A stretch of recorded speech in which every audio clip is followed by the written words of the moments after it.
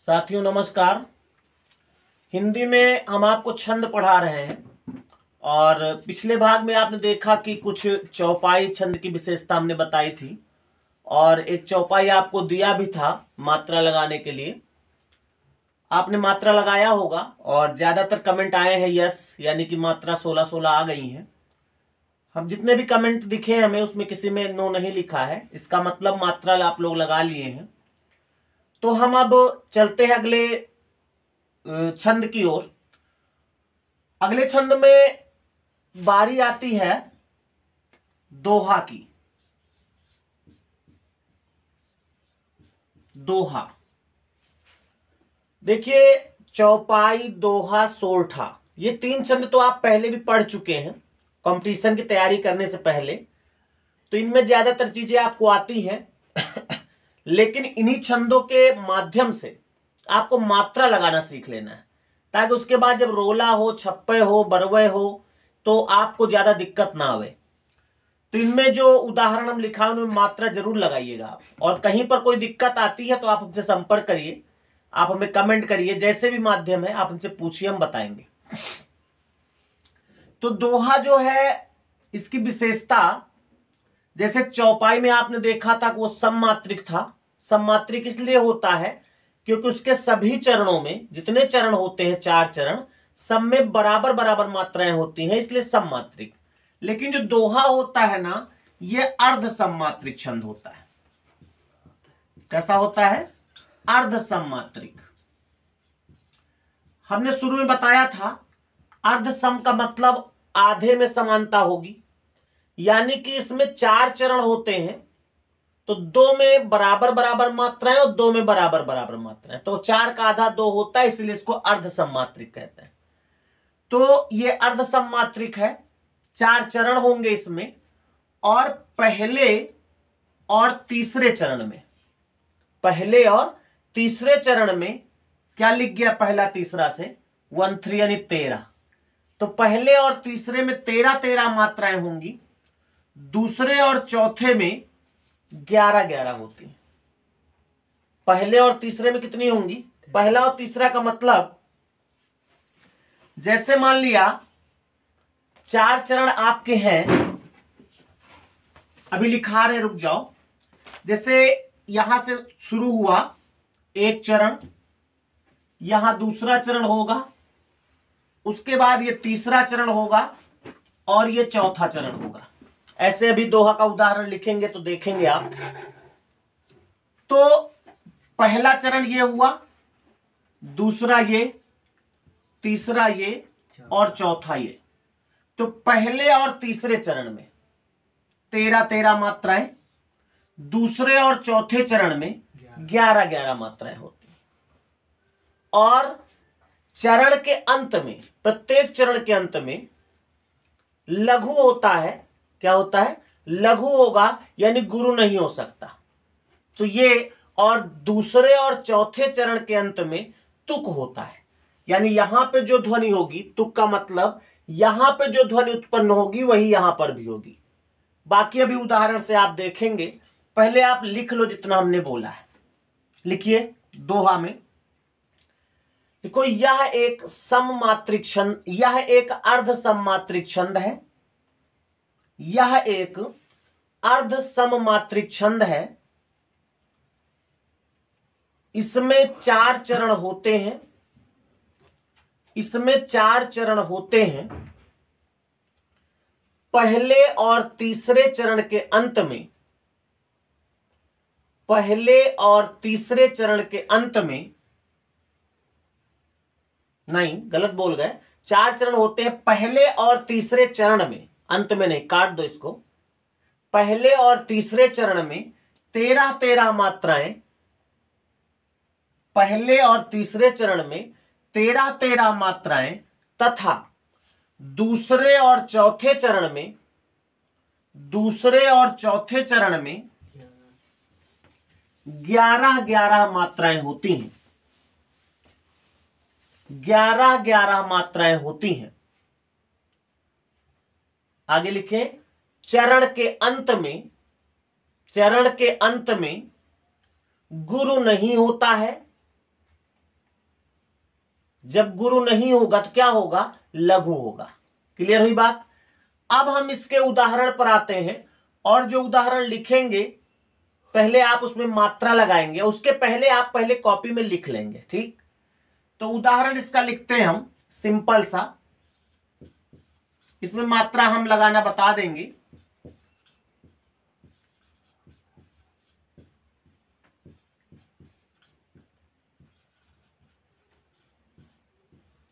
राम राम कही राम कही, राम राम, आगे दिखेगा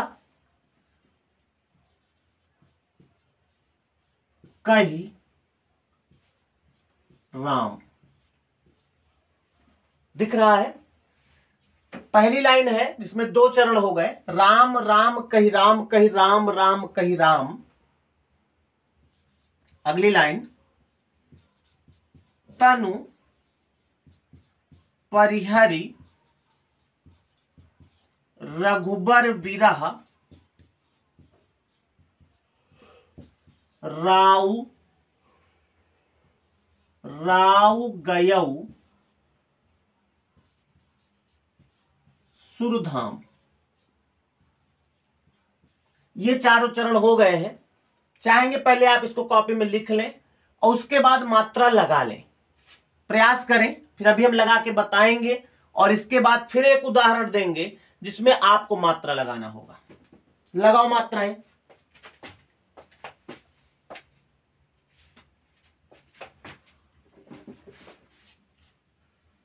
13-11 मात्राएं लाना नहीं, आनी चाहिए। अगर कहीं गलत हो जाए तो आप उसको वहीं पे रुके रहिए, अभी हम बताएंगे तो ध्यान दीजिएगा। राम राम कही राम कही, राम राम कही राम, तनु परिहरि रघुबर बिरह, राउ गयौ सुरधाम।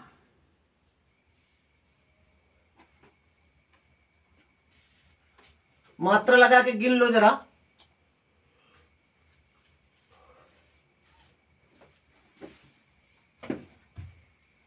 लगा लिया होगा।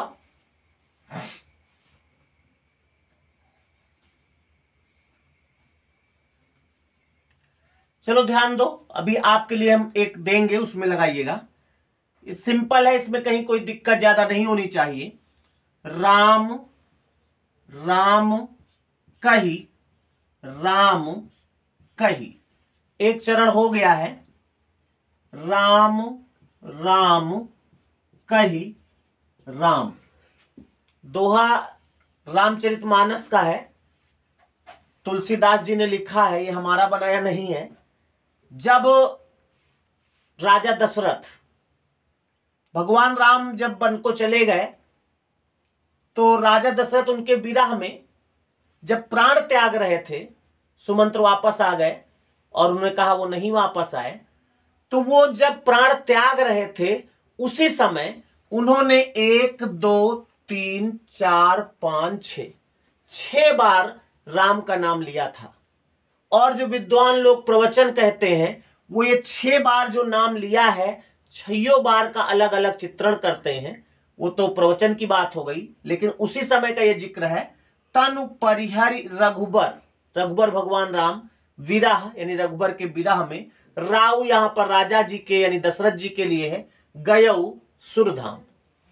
तो यहां पर इस लाइन में अगर देखें, तनु परिहरि रघुबर विरह, राव गयऊ सुरधाम।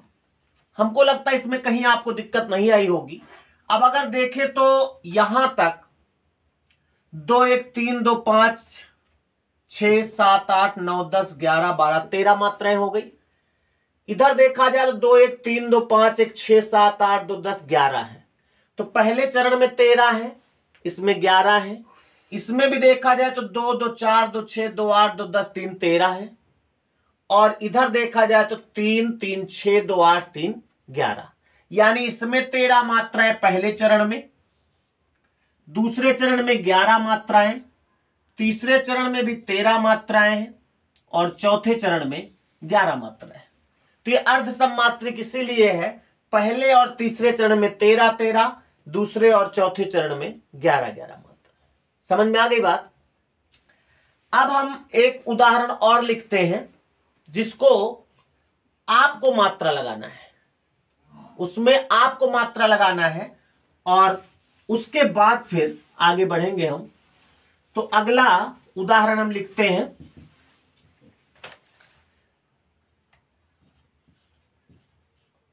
रेनरिप बालक। सोच रहे होंगे कि अपना सरल सरल बता दिए, हमको कठिन लिख दिए। कठिन कुछ नहीं है, मात्रा लगाना आपको आता है। हमारा उद्देश्य है कि आपको जो टेक्निकल शब्द हैं उन पे बता दें। रेनरप बालक काल बस बोलत तो ही ना संभार। यहां तक दिख रहा है, बोलत तो ही ना संभार। अगली लाइन है, धनुही सम त्रिपुरारी। धनुही सम त्रिपुरारी धनु विदित सकल संसार।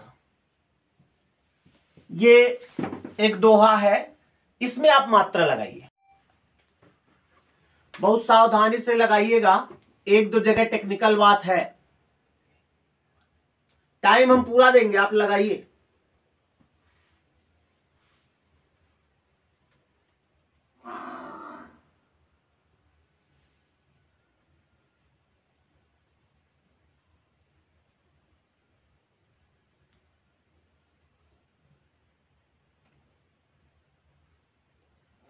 जल्दी से लगाइए, जैसे ही लग जाए वैसे हमको बताओ। अगर कम मात्रा या ज्यादा आ रही तो चेंज ना करना कि पता लगा 12 आ रही तो खटाक से 11 कर दो। पेपर में आएगा तो कैसे करोगे।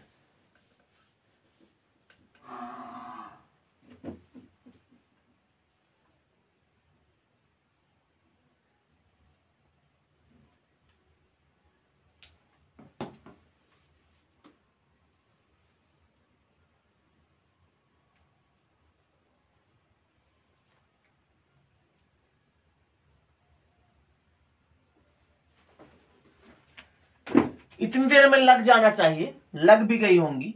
अगर कम ज्यादा है, हमें उम्मीद है कि कुछ गड़बड़ हुआ होगा। देखते हैं कहां पे गलत हुआ है। पढ़ के मात्रा, अगर जिन्होंने अक्षर देख के मात्रा लगा दिया होगा कि ये बड़े आ की मात्रा है तो 2 होगा, इसमें ओ की मात्रा है तो 2 होगा, तो ये तभी गलत हुआ होगा। हमने क्या कहा कि बोल के लगाना है। रे 2 लगेगा, निप, निप में आपने क्या लगाया, 2 की 2 1, गलत, 1 1 होगा क्योंकि आधा ना पहले है। रेन रिप बालक काल बस, यहां तक सही है। बोलत, अब देखो बोला जरा, बोलत तो ही ना संभार। हम इसलिए पढ़ के सुनाते हैं आपको। रेनरप बालक काल बस बोलत तो ही ना संभार। तो ही कहा जाता, तो ही नहीं कहा जाता है। हमने आपको कल बताया था कि अगर इसको पेन पढ़ेंगे, जैसे पेन तो 1 1 लगेगा और पेन पढ़ेंगे तो 2 1 लगेगा। तो यहां पर बोलत तो ही 1 1 होगा ना। अब यहां पर आधा म लिखा जरूर है, लेकिन इसकी जगह हम इसको संभार थोड़े कह रहे हैं। क्या कह रहे हैं, बोलत तो ही ना संभार। हमने कहा आधा अक्षर होगा, अगर उसके आधे अक्षर के हिसाब से समय देते हैं तब मात्रा लगाएंगे। तो संभार में 1 2 1 लगेगा। ये थे टेक्निकल बात। अब गिन लो आप, 4 3 7 4 11 उधर है, इधर 3 2 5 2 7 2 9 4 13 है। इसमें आ जाओ, धनुही सम त्रिपुरारी। त्रिपुरारी 1 1 ऐसे लगेगा। धनु विदित सकल, अब यहां देखो बिंदी लगी है, लेकिन उसके बिंदी के हिसाब से रुक रहे हैं। संसार कहते, ससार नहीं कहते। जैसे कि वो संभार कहे थे इसको हम संसार नहीं कहते बल्कि क्या कहते हैं, संसार। तो बिंदी के हिसाब से रुकना पड़ रहा है, तो इसमें 2 2 1। आप अगर गिने तो 3 2 5, 3 8, 3 11, 12 13, 4 17, 18, 2 20, 4 24, यानी कि 13 इधर है 11 उधर। बात समझ में आ गई। तो इस तरह से आपको मात्रा लगाना है। हम उम्मीद करेंगे कि आप कोई भी रामचरितमानस का दोहा उठा लें, बिहारी के नहीं लेना या कबीर के दोहे नहीं लेना, उनमें बड़ा अपवाद है। रामचरितमानस का कोई दोहा उठाइए और उसमें मात्रा लगाइए। आप जितनी चाहो उतनी प्रैक्टिस कर लो। रामचरितमानस में 10-12 चौपाई के बाद फिर दोहा, फिर चौपाई, फिर दोहा है। जितने चाहो उतनी प्रैक्टिस कर सकते हैं। और किसी दोहे में अगर दिक्कत हो तो आप बात करिएगा। तो लास्ट में हम फिर बताएंगे कि दोहा जो है एक अर्ध सम्मात्रिक छंद है। इसमें 4 चरण होते हैं और प्रत्येक चरण में, यानी 4 चरण होते, पहले और तीसरे चरण में 13-13 मात्राएं, दूसरे और चौथे चरण में 11-11 मात्राएं होती। इस तरह से ये दोहा समाप्त हुआ। अगला छंद जो आपका है वो है सोरठा। सोरठा की क्या बात होगी, सोरठा में क्या होगा, हम एक हिंट दे देते हैं आपको। सोरठा जो होता है वो दोहे का उल्टा होता है। शिल्पगत आधार पर दोहे का उल्टा होता है। एक बार एक क्वेश्चन पूछा गया था कि शिल्पगत आधार पर दोहे का उल्टा कौन सा छंद होता है, तो क्या है, सोरठा। रामचरितमानस कभी आपने पढ़ा होगा, तो इस सोरठा बोलने में जो नए लोग पढ़ते हैं दिक्कत कर जाते हैं। तो इसकी जो विशेषता है वो आप लिख ले, पहले लिखिए, देखो, शिल्पगत आधार पर यह दोहे का उल्टा होता है। शिल्पगत आधार पर यह दोहे का उल्टा होता है। अतः पहले और तीसरे चरण में 11-11 मात्राएं तथा दूसरे और चौथे चरण में 13-13 मात्राएं होती हैं। दूसरे और चौथे चरण में 13-13 मात्राएं होती हैं। आगे लिख लें, पहले और तीसरे चरण के अंत में तुक होता है। क्या होता है, तुक होता है। और इसका उदाहरण हम लिख रहे हैं, आप इसमें मात्रा लगाइए। एक सोरठा है, हालांकि कोई भी जो दोहा आपने लिखा है ना उसका उल्टा कर दो। दूसरा चरण पहले कर दो, पहला बाद में, चौथा पहले, तीसरा बाद में, सोरठा बन जाएगा। लेकिन हम एक सोरठा लिखते हैं। सुन केवट के बैन प्रेम लपेटे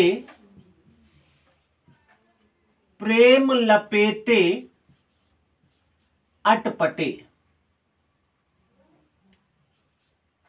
सुन केवट के बैन प्रेम लपेटे अटपटे। अगली लाइन है, रुक जा, लिख ले तब लिखिएगा, नहीं कहीं गलत हो जाए। बिहसे करुणा एन चितई जानकी लखन तन। ये इसमें आप मात्रा लगाइए। देखो यहां पर बैन, यहां ऐन, यही तुक है। इसमें मात्रा आप लगा लीजिएगा। इसकी चर्चा हम अगले वीडियो में करते हैं, नहीं तो आप लोग लंबा वीडियो हो जाता तो आप पूरा देखते नहीं है। इसकी चर्चा हम अगले वीडियो में करते हैं और मात्रा लगा के आप हमें बताइएगा कि आप मात्रा लगा लिए कि नहीं लगा लिए, 11-13 आई कि नहीं आई। अगर कोई दिक्कत हो तो आप बात करिए, नहीं तो अगले वीडियो में इस पर मात्रा लगाएंगे। ठीक है, तो आज यहीं तक, मिलते हैं अगले वीडियो में। तब तक नमस्कार।